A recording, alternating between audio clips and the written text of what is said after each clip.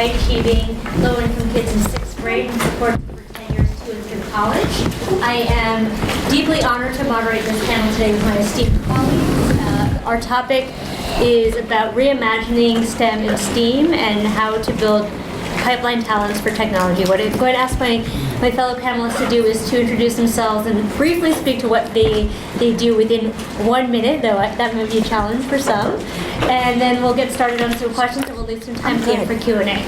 So, I'm going to pass it to Diane. Okay. I'll start, I guess. My name is Diane Levitt. I'm the Senior Director of K-12 Education for Cornell Tech.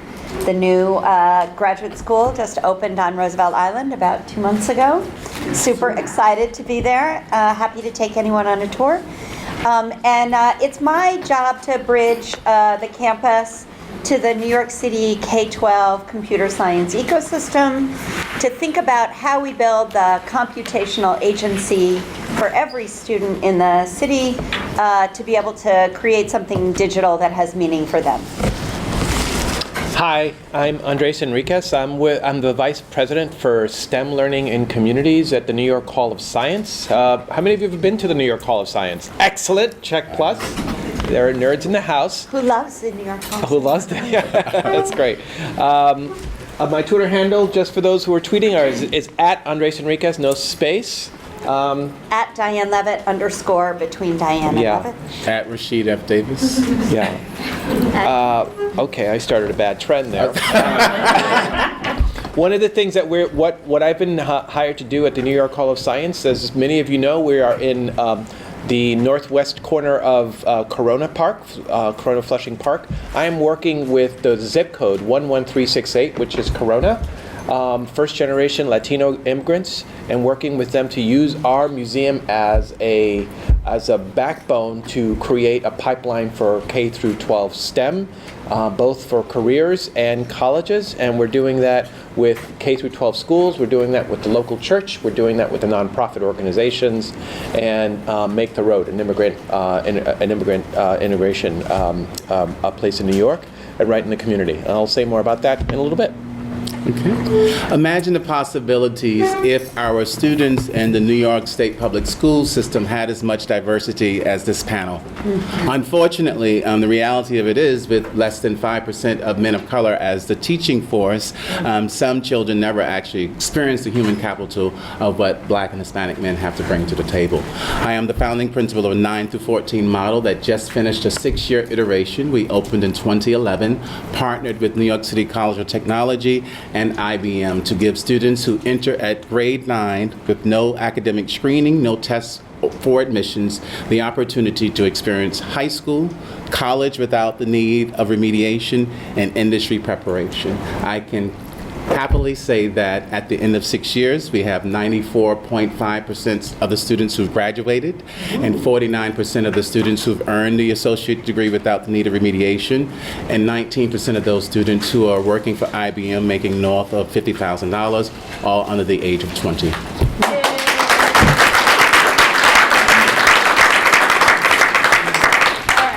I'm going to get right into it. It seems like everyone and their mama is learning how to code. So my question to the panelists, and we'll start with Diane, is it going to be necessary to know how to code for the jobs of the future, and what other skills aside from coding will be necessary for our young people to thrive? So the first thing I want to say about code is that for some reason, we've decided to lead with code in computer science. It is by far the most boring part of computing, and it's not my first favorite thing to introduce students to. I don't believe that every student needs to learn to code, but I believe that every student, every human, needs to understand what it is that code does. Right.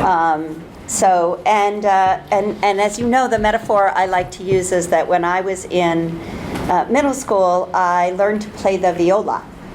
And I did not play the viola well. And it was, I'm sure, torture for the people around me. But nobody took the viola away and said, "You're not going to Juilliard, so no viola for you." They said, the world is full of music, and if you play music, it will change the way you experience music for the rest of your life. And that was true. And we live in a digital world, and students need to understand how to navigate that digital world, because that enfranchises them to a whole host of opportunities that I don't need to decide today. Whether, you know, at age 10 you're going to be a programmer or you're going to be a UX. I don't need to know. I need you to know what those choices are so that you can lean into them when it's your turn. In terms of what I think students need to know, besides an awareness of what all of the sort of breadth of computing is that I think students need some of the basic skills that we probably are not yet successfully giving every student. I really truly believe that every student needs to graduate high school really knowing how to write well. And I think that's an important tool in the workplace, even in the tech workplace. And it's an incredible advantage when people can communicate their ideas to one another. So skills like that, I think we kind of put to the wayside when we talk about computing. But to me, those skills are every bit as important. We talk a lot about collaboration. You know, my experience is that nobody has to be taught to collaborate, that when you give people an interesting task, they rise to that challenge and work together to solve it. So that's my thinking. So back in the 1980s, we were told, well, at least I was told, that if you didn't have some computer science or programming languages under your belt, you would basically be illiterate. I panicked, and I then learned 7 languages, none of which exist anymore, unfortunately. Maybe Fortran for older companies. Right. Guess what? I got a job. I got employed. Nothing. You know, I graduated college. I did not fall through the cracks. But one of the things that it did help me was to do a whole lot of things. It taught me to be curious about things, which I think are really, really fun and to do, and what I think every young person should be not only capable of, but should be curious about life. It allowed me to tinker and to play and to design. To do the kind of design thinking that I think we now value. It allowed me to struggle in ways that I think I didn't struggle in the past, because it was something that I was doing on my own. It wasn't part of school. It was just doing it. But those are the kinds of things that we really believe in at the New York Hall of Science. We talk about design, make, play. We want young people to learn how to do design thinking and design and tinker. We want them to make things, and not necessarily just high-end things, but play with things that are in their house, to become curious and to become basically innovators and do lots of hands-on inquiry work. And you know what? We want them to play and enjoy life and to actually be engaged in the work that they do. And a lot of our schools, not Rashid's, of course, are missing that intensive engagement. We have the degrees of freedom in a museum to do the kinds of things that are joyful in life. And so we can be both joyful and smart in the ways which we think about young people's careers. I would like to think that we're joyful. I've been there. You are joyful. Probably not, but I think it's definitely more than coding. And when we think of the opportunity of new collar jobs that exist, computational thinking and problem solving are key, because we're preparing students for jobs and careers that are not even invented yet. And so it's definitely more than coding. But more importantly, it's a necessity for the workforce to understand that now, for the 3rd year in public education, more than 50% of the students are Hispanic and Black, but the workforce is not. And so the workforce must adapt quicker than the students need to adapt the coding skills. We need to know how to embrace, and so we need to know how to work with the colleges and high schools, and particularly that will become a different standard when we're talking about more than 50% of the students are Hispanic and Black. And until the workforce understands that and reaches back and create those pipelines, we're going to see huge disconnects. And I'll just add my 2 cents to this issue, which I think at Breakout we really focus on teaching kids how to solve interesting problems and how to be leaders and how to learn how they learn. And so I think you can teach a kid a coding language, but if they don't have anything to say, it's useless. That's right. So Rashid, I wanted to pick up on your point. So obviously of late, Silicon Valley has been in a bit of hot water regarding their treatment of women and underrepresented folks of color. And so I'm wondering, what do you think it's going to take in order for the tech industry to both attract, retain, and for our young people to thrive in those industries? Fortunately enough, we happen to be, in the existence of the time, IBM has its first female CEO. And so our students get the opportunity to experience diversity from one of the oldest tech companies because of the face and the work that Jenny is leading, but also even hearing the expression of new collar hires, which didn't even exist when the school came into play. And so IBM has traditionally been a predominantly white male company, and so partnering with students in Central Brooklyn initially, and so you're talking about now starting that 6 years ago, that access and opportunity to say that we're going to try to make sure we can help create that pipeline that we know is necessary, starting in Central Brooklyn, sends a message completely around the world of how important it is that we can't do business as usual in terms of to move forward for the future. So I think our students have a first-hand seat, realistically, to see the opportunity of diversity happen right before their eyes. So at the New York Hall of Science, we are right off the 7 train, and one of the dreams that I have is to work with my community, the Corona community, and allow lots more young people to take that 7 train and come into Silicon Alley right here in New York City, right? Unfortunately, they don't know it exists. The other thing is, and I think it's a much more powerful piece, is there are, most of these companies are well-intentioned, but their social networks are not the social networks that we see in this room. The social networks are their friends, their former bosses, their former colleagues, their buddies in schools. And unfortunately, we are not within that social network, and so they need to expand their social network. Of course, these organizations have amazing HR systems. They know all the code.org and all these other organizations. But the social networks are really, really critical in putting your first step into these doors. So perhaps that can change in the future. I wish I had a good answer to this question because I feel the students at P-TECH are really blessed to have that vision, and that is by far not the mainstream experience for our students. I feel super frustrated by the fact that things that we have in place that we know bar the door to students of color and to a certain extent women,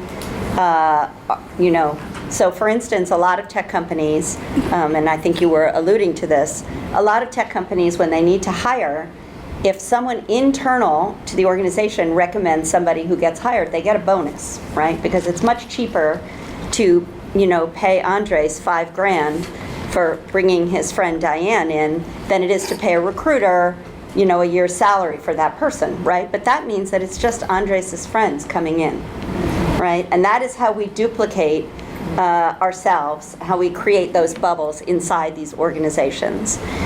And actually, organizations have to decide that they're going to stop hiring that way, which is that's a big commitment for organizations to make.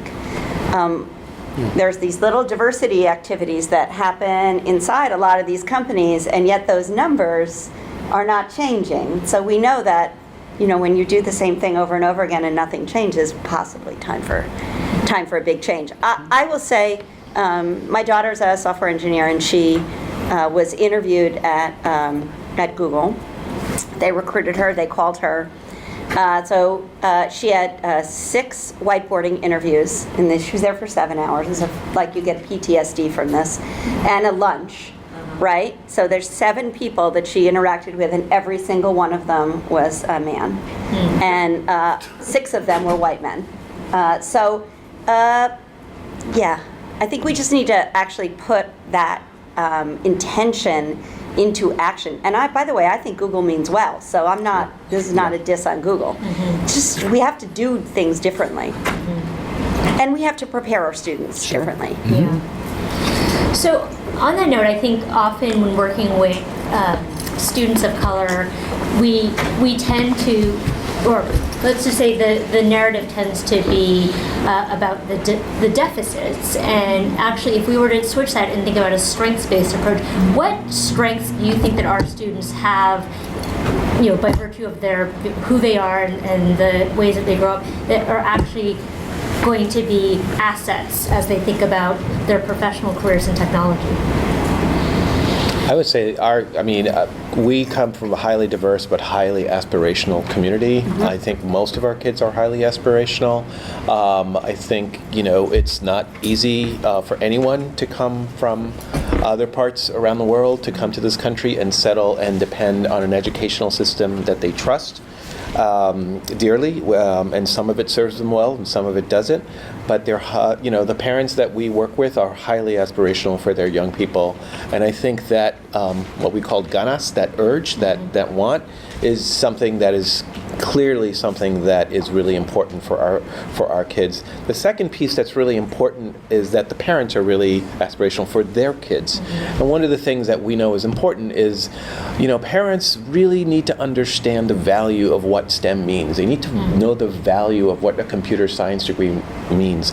Right now, we're trying to figure out, what is it when a parent comes to our museum and they see kids tinkering, what does that have to do with science? What does that have to do with someone's career? How can they make the connection between what they're doing in the museum and a career, if you will? I think that's a long process, and I think that's something that we're trying to grapple with. But doing a two-generation approach where you're both working with parents and you're working with kids to educate both is really, really critical. We just can't depend on the young people, right? We need the families behind them as well. Yeah.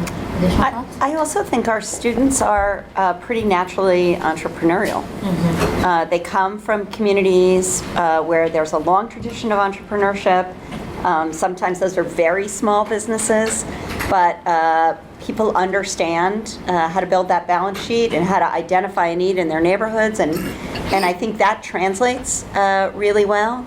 I also think, along with their aspiration for success, they come with a real enthusiasm for embracing what's possible in the future.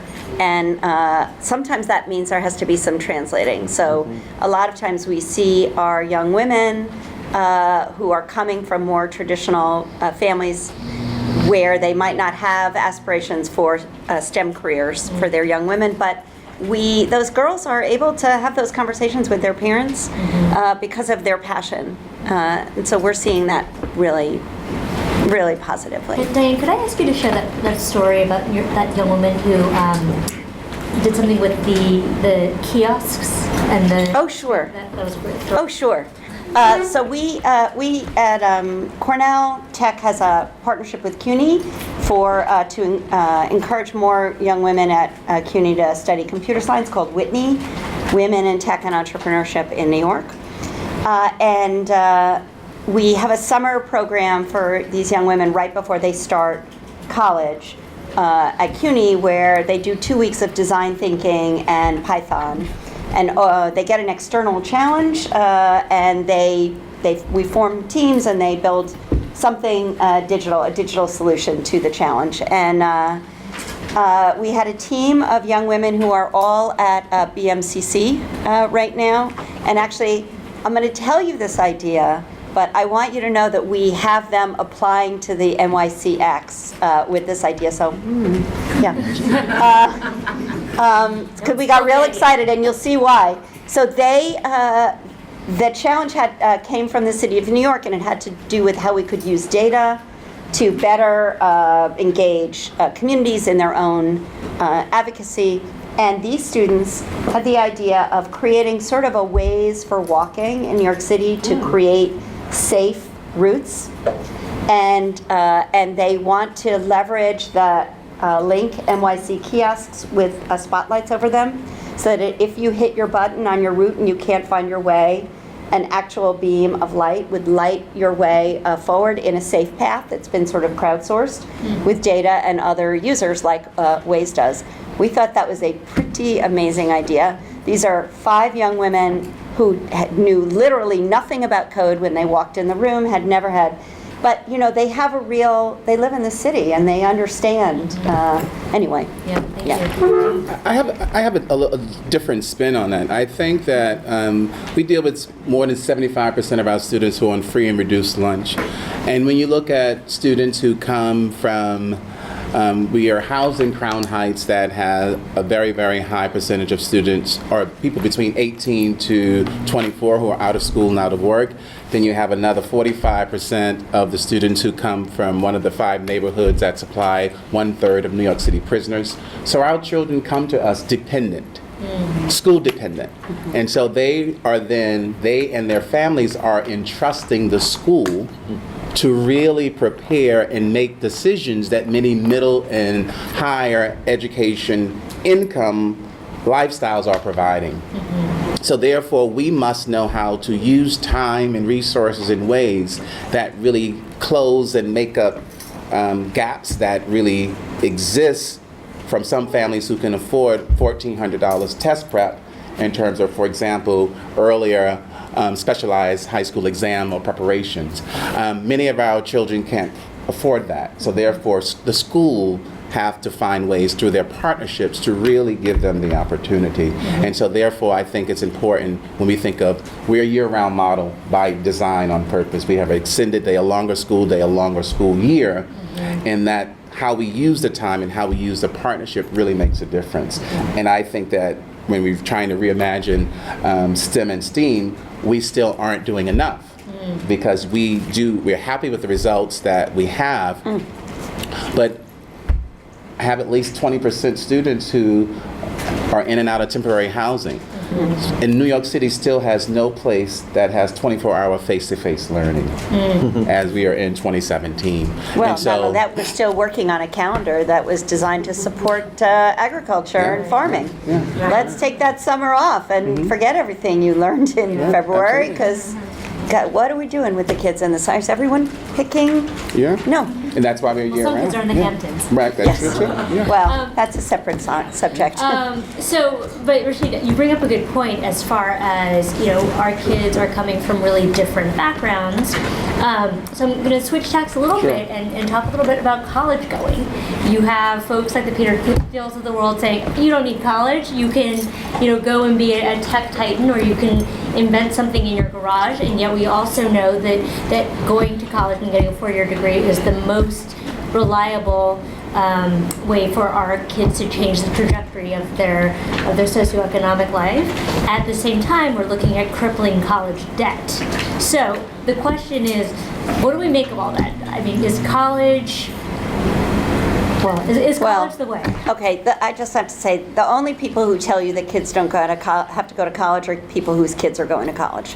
So I feel, it's true, I work for Cornell, so okay. But I felt that way before I took this job. This is particularly, of course, it's true that Mark Zuckerberg did not graduate from college, but who can raise their hand and tell me where Mark Zuckerberg went to college? Harvard. Yeah.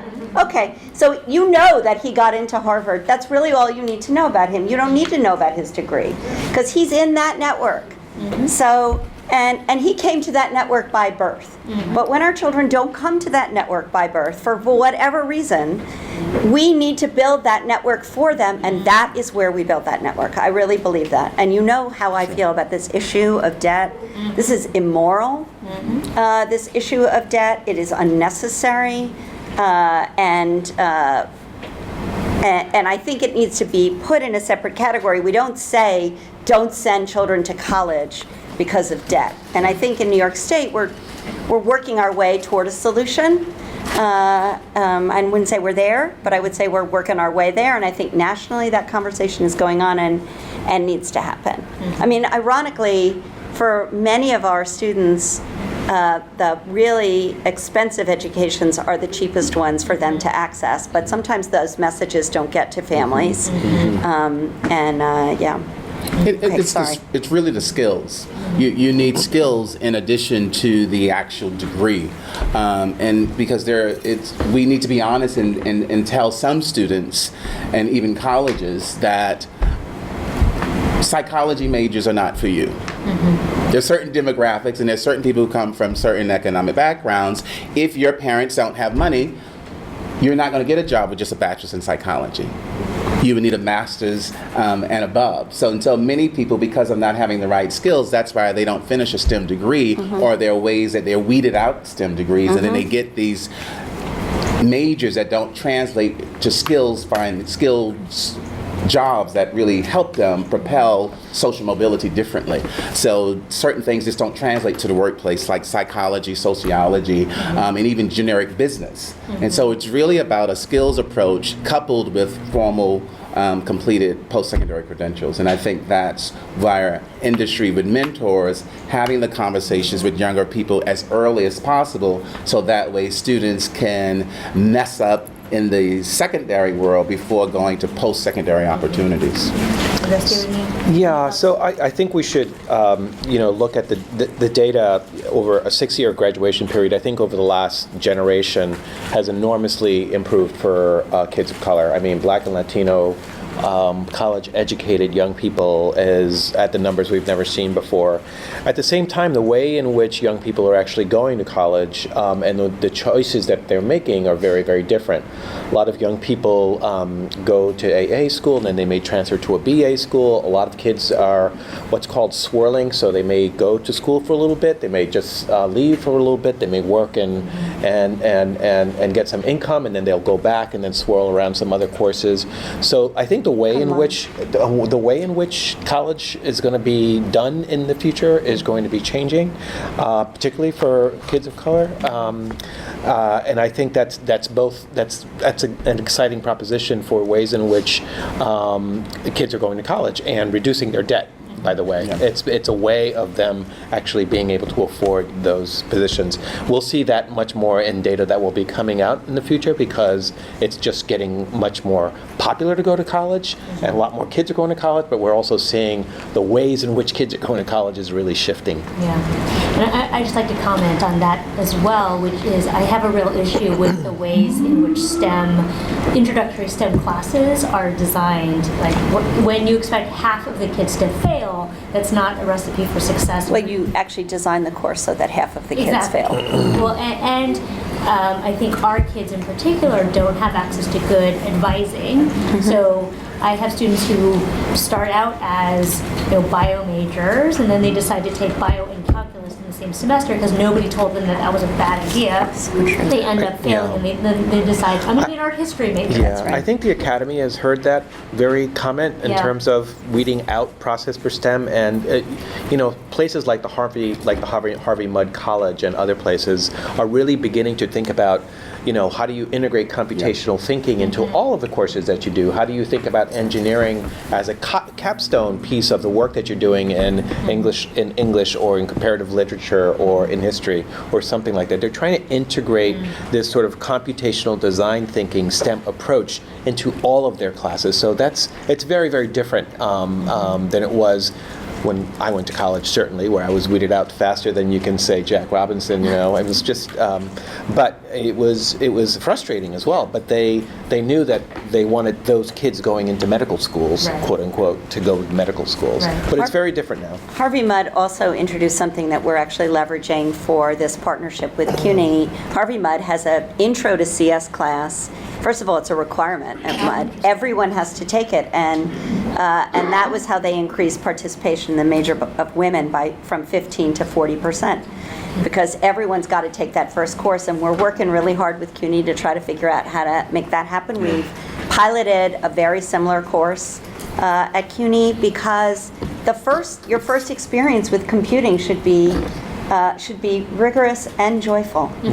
And it shouldn't be a culling. It should be a door open wide.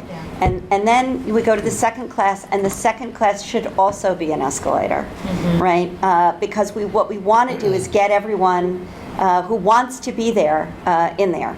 That's a really different mindset, but I feel like, at least in our conversations with CUNY, that's really changing. And we had a workshop last summer with, I think, 12 campuses. They all received some funding to try to create these sort of CS0 courses, they're sometimes called, that make the discipline accessible, but it can't stop at that first course. It's gotta, So I'm actually going to pause because I can literally feel the audience wanting to ask questions.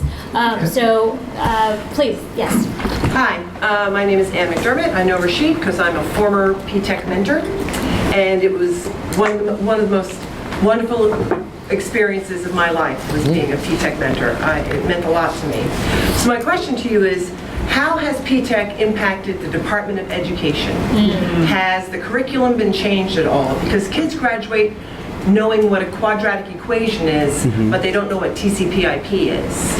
And so I think along the lines of what you were just saying, we need to sort of change the curriculum now for today, not for 1957. Right. So I don't think that, I think that we, as part of a CTE movement, came about at the right time because we are really a part of a CTE model and we're part of the early college model as well. We just take everything to the next level. And we now also, the city has a computer science movement with the expectation, I think by 2026, that everyone hopefully should have AP computer science within their high schools as an option. And so the mayor and a chancellor do have a computer science for all, an AP for all, an algebra for all movement to try to make sure, and even pre-K and pre-K for all, to make sure that even the younger kids have a stronger foundation. So I think that it's not just about our influence, but I think that it really is the national conversation. It is the debt. How do we make sure our kids are leaving better prepared? Because anyone who starts remediation, more than 50% of those students are not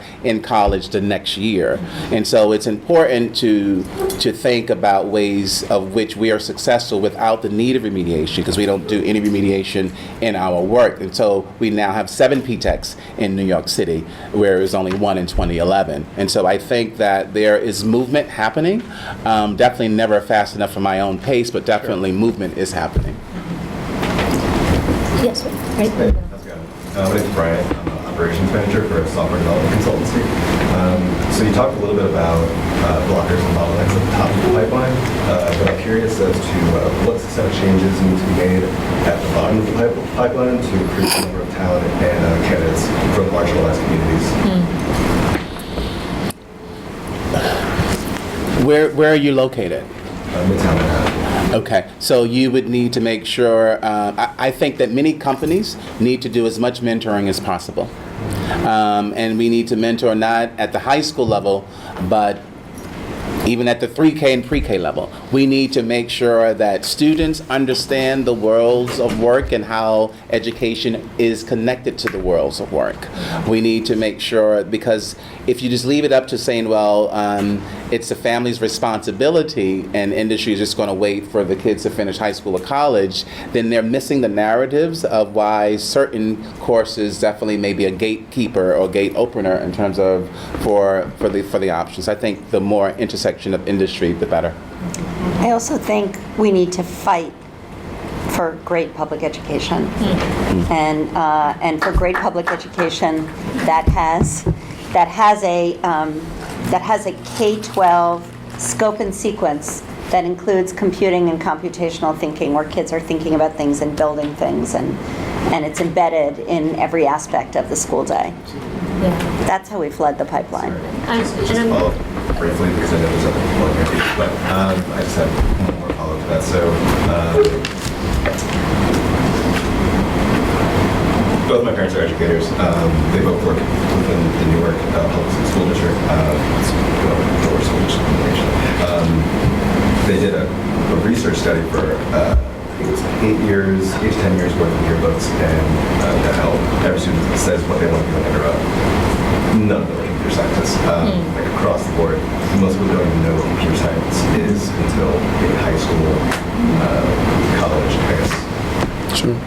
I guess that's my... We have the same problem with science, technology, and I mean, what Yeah. kids, what parents know is, what kids know is like doctor, teacher, right? And I think their exposure, going back to Rashid's point, in terms of bringing young people in into these environments where they see that That's right. STEM skills means a whole array of different things, that your company, NBC Universal, different people need different skill sets, and I don't think a lot of folks see that. But why don't we go to some other questions? I Yeah, think and there's- actually, just to add on to this, one thing that we haven't talked about, which I think is really important, is the hidden curriculum. So the social fluency and social capital, that often our kids, they don't know what they don't know. And so a lot of times what we're finding is it's not the technical skills that are holding our kids back, but rather the knowledge about all of the stuff that you should know about a professional career. In the back. Play the antagonist a little bit. Science, technology, engineering, math.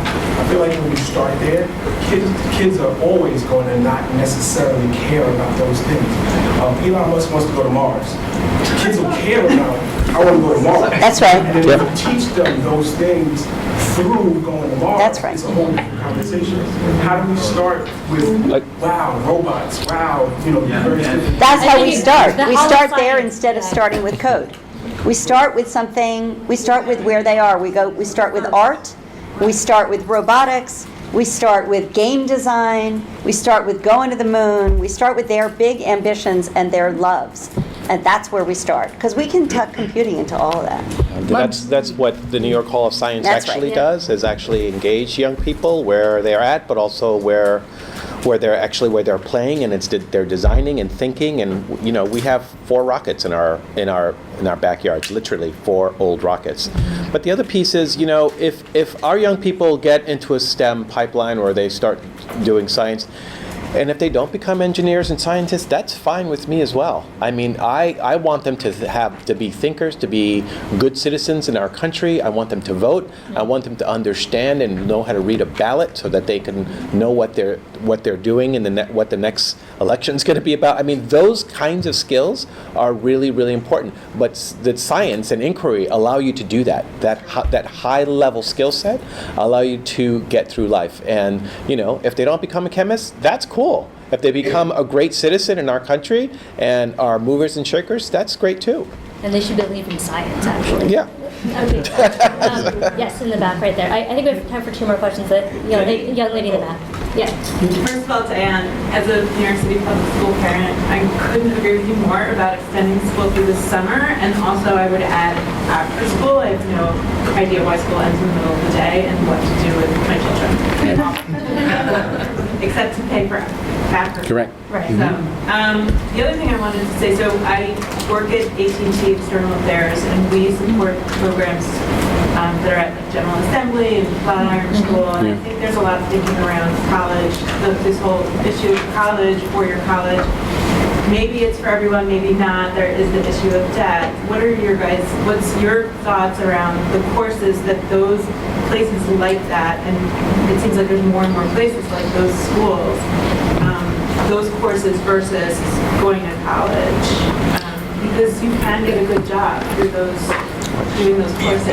Yeah. So we went from vocational education to career and technical education. When we started, we had the opportunity to, whether or not we wanted students to look at certifications or degree. I was very clear that I wanted students to earn a degree, so if they chose to leave the state of New York, they can leave the state of New York. Many times certifications, if you leave the geographical area where you are, you may have to start all over again.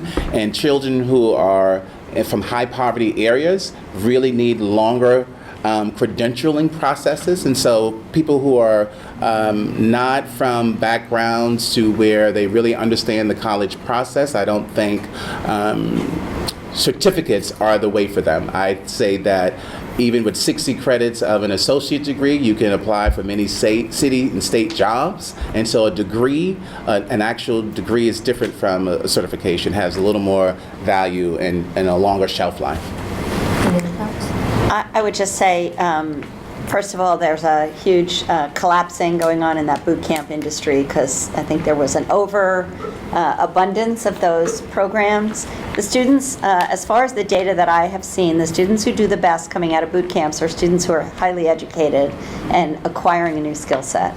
So, you know, and what we want also is to prepare students for careers, not just for jobs. Jobs matter, but it's not just the first job, it's the job that comes after it.